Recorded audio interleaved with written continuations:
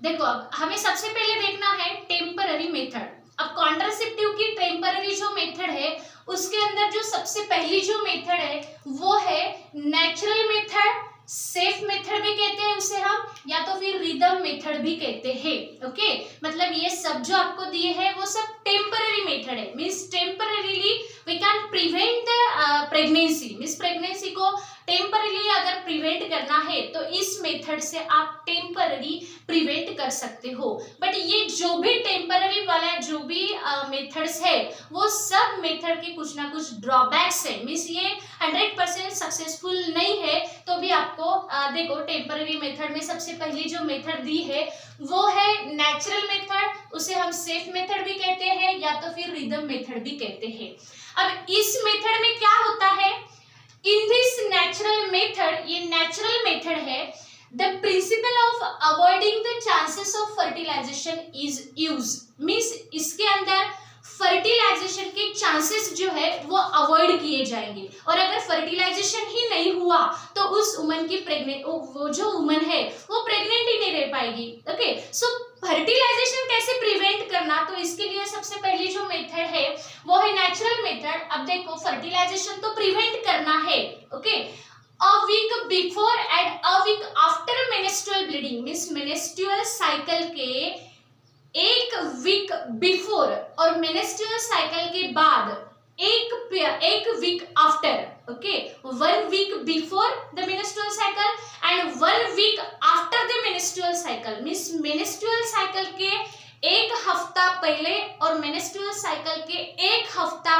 बाद जब भी सेक्सुअल इंटरकोर्स होगा तो वो सेफ मेथड, सेफ इंटरकोर्स हम कहेंगे, क्योंकि इस पीरियड में there is no ovulation and there is no chance of fertilisation. Okay, क्योंकि मेंस्ट्रुअल साइकिल के 14th डे को ओव्यूलेशन होता है और हमने कहा है कि 1 week before and 1 week after अगर सेक्सुअल इंटरकोर्स होता है so there is no chance of the pregnancy, there is no chance of the fertilization. Okay, so it is a safe period, इसीलिए हमने इसे कहा है सेफ पीरियड और the it is a natural method और the rhythm period, means 1 week before the menstrual cycle and 1 week after the menstrual cycle. Okay, so it is considered as the safe period for the sexual intercourse, means ये जो period है 1 week before and 1 week after, it's a safe sexual period for the sexual intercourse. Okay, then second coitus interruptus और withdrawal method, ये भी temporary method है, means इसके अंदर ये जो भी मेथड आपको दी है तो हमको क्या देखना है कि भाई फर्टिलाइजेशन किस तरह से अवॉइड किया जाएगा, मीन्स एक बार अगर फर्टिलाइजेशन अगर नहीं हुआ तो वो जो फीमेल है वो प्रेगनेंसी बियर नहीं कर पाएगी। ओके, तो सेकंड है विड्रॉल मेथड। इसके अंदर क्या होता है, विड्रॉल मेथड हम किसे कहते हैं, जो मेल पार्टनर होता है विड्रॉज हिज पेनिस, उसका जो पेनिस है वो विड्रॉ कर लेगा from the vagina just before the ejaculation, means अब सीमेन इजैकुलेट होने वाला है तो उसके जस्ट बिफोर वो अपना पेनिस जो है वो क्या कर लेगा, विड्रॉ कर लेगा। ओके, निकाल लेगा। तो इससे जो सीमेन है इंसीमिनेशन नहीं होगा, मींस जो सीमेन है वो वजाइना में एंटर नहीं कर पाएगा, मींस स्पर्म एक तक नहीं पहुंचेंगे और अगर स्पर्म एक तक नहीं पहुंचे तो वहां पे फर्टिलाइजेशन नहीं होगा। ओके, बट इसके भी ड्रॉबैक्स है। ड्रॉबैक्स ऐसे है कि जो प्री इजैकुलेटरी फ्लूइड होता है, मींस सीमेन के पहले जो pre ejaculatory fluid male secrete करता है, maybe it contain the sperm, उसके अंदर स्पर्म हो सकते हैं। Okay, so maybe there is a chance of the fertilization. Okay, so it has also the drawbacks.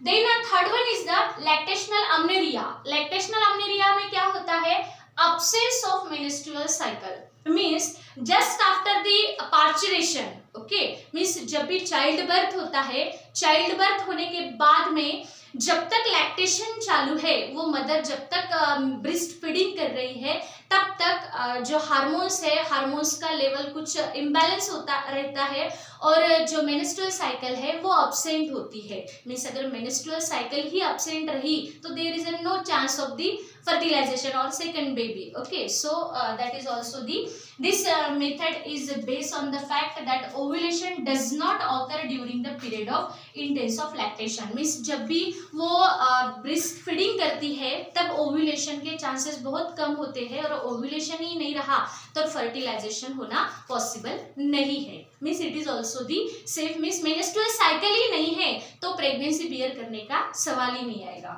Okay, और जब तक वो मदर लैक्टेशनल है, मीन्स जब तक वो ब्रेस्ट फीडिंग कर रही है तब तक उसको मेंस्ट्रुअल साइकिल जो है ओव्यूलेशन प्रॉपरली नहीं होता है.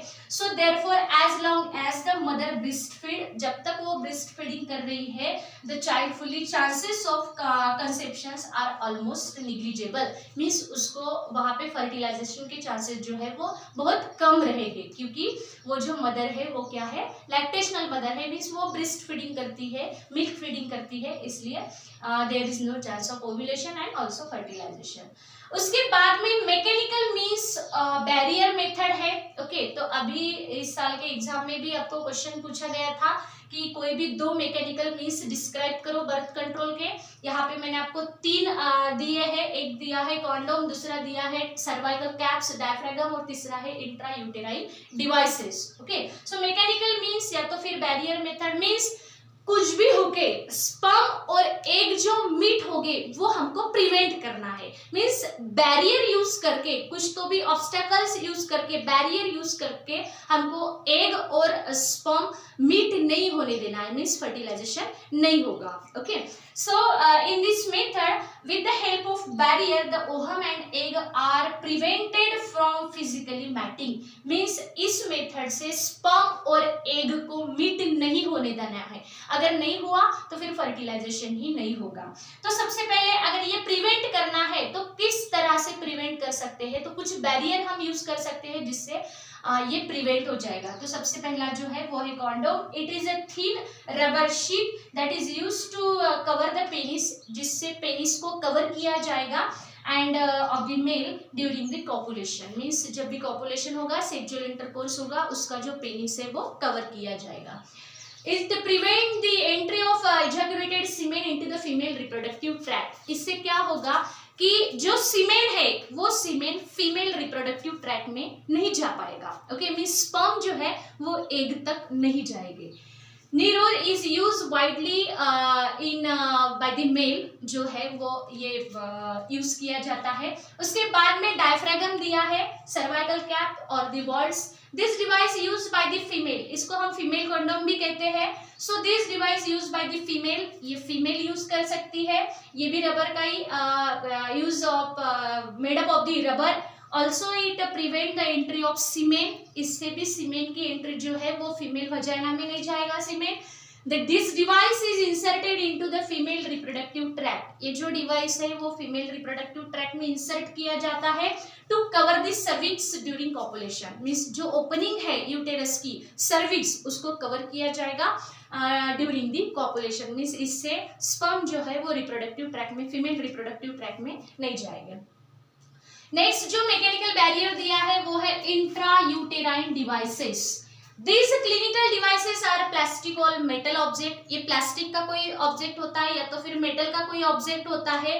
जो भी ट्रेन नर्स है या तो फिर डॉक्टर है, places the IUDs into the uterus. जिसको कहाँ प्लेस किया जाता है, यूटेरस में प्लेस किया जाता है. तो इसमें लिप्स लूप है, कॉपर टी है.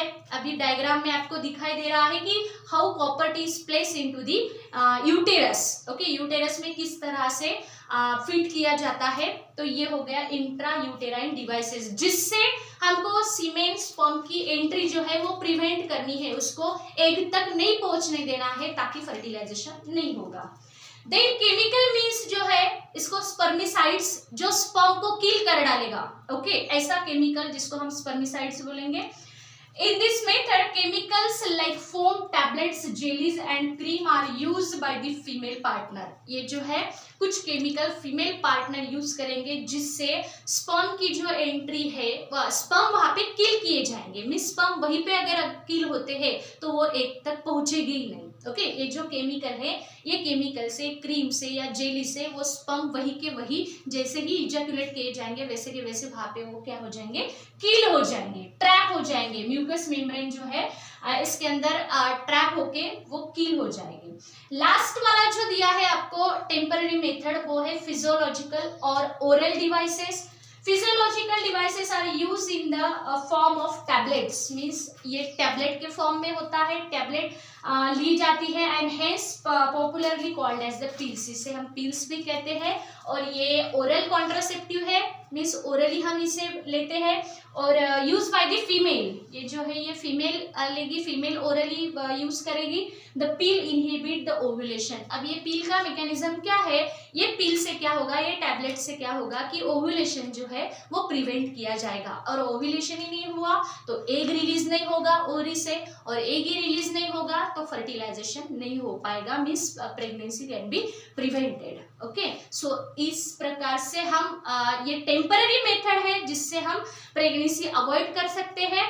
और जो परमानेंट मेथड आपको दी है बर्थ कंट्रोल में, वो एक है ट्यूबेक्टोमी और एक है वैसेक्टोमी। ट्यूबेक्टोमी जो है वो फीमेल के अंदर किया जाता है और वैसेक्टोमी जो है वो मेल के अंदर किया जाता है।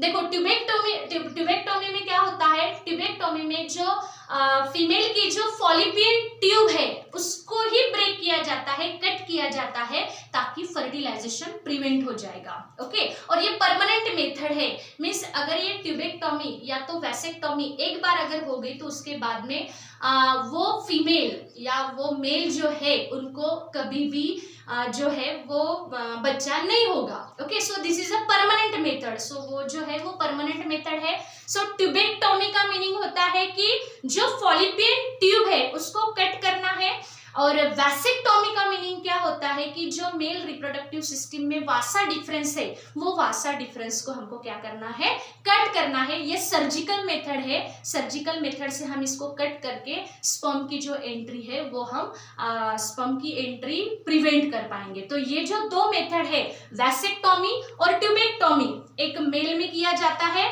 मेल में जो होता है वो है वैसेक्टोमी, फीमेल में जो होता है वो है ट्यूबेक्टोमी। तो ये परमानेंट मेथड है, और ये जो हमने अभी ये देखी, ये सब जो 5-6 हमने देखे, ये सब टेम्पररी मेथड है और 2 ही परमानेंट है, ट्यूबेक्टोमी और वैसेक्टोमी। ओके, सो ये सब हो गया बर्थ कंट्रोल मेजर्स और कॉन्ट्रासेप्टिव मेथड्स।